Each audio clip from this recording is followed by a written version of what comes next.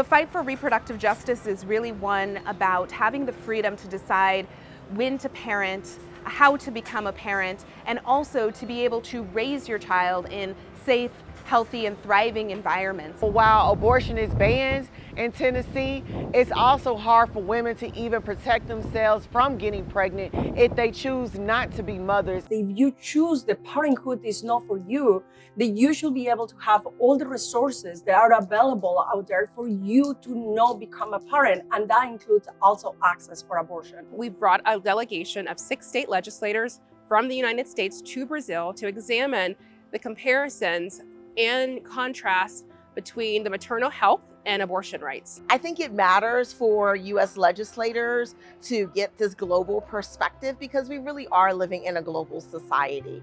And just knowing how interconnected we all are, really, I think, at least for me personally, makes me think differently about sort of how I'm approaching things, thinking like this isn't just affecting my small little community or just affecting Maryland or the US, but being very mindful that everything that we do or say is really affecting, you know, everyone worldwide. Last year, I gave my inaugural address, my maiden speech is what we used to call it, on the House floor on maternal health for Black and brown women. So this spoke to something that I have been passionate about for a while, and I get to do it in Brazil. What I know is that Brazil and Georgia, we have some parallels, such as Black women are more likely to die from a pregnancy-related or pregnancy-caused death. As a woman who's experienced maternal loss, it is very personal to me to figure out why is it that Black women are suffering more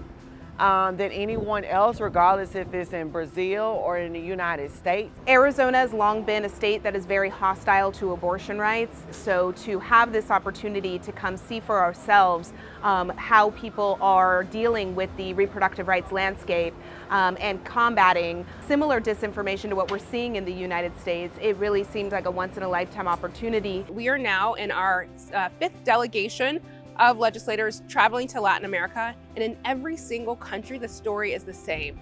Women do not have access to reproductive health care, whether it's restrictions to maternal health, whether it's abortion, contraception. Women are seen as less than and do not have the rights that they need to take care of themselves and the families that they're wanting to create. We are all kind of fighting that same fight.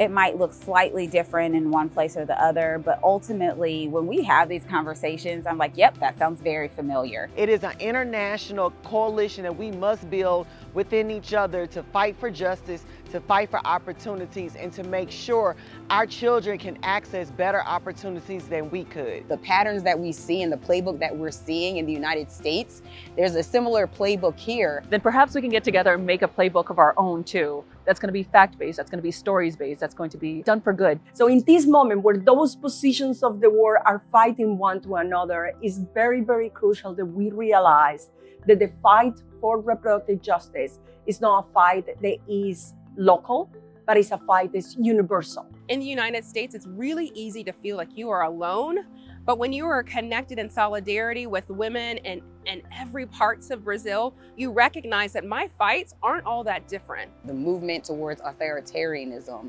the reduction in our rights and our freedoms that's taking place as a result. We're able to anticipate and push back if we understand from a global perspective exactly what is taking place. I want to thank every single woman that we're able to meet with and connect with here. Despite the conditions, despite the challenges, despite sometimes the violence that they described and the intimidation, to see women leading no matter what their conditions are and working to bring in and empower other women was just inspiring for me. It was a pretty powerful group of women, and now we are all communicating and collaborating with each other. It was awesome to know that in silos, we've been working on the same things across so many different states, but now we get to collaborate and we can share strategy together. This has been a game changer, and I am very, very excited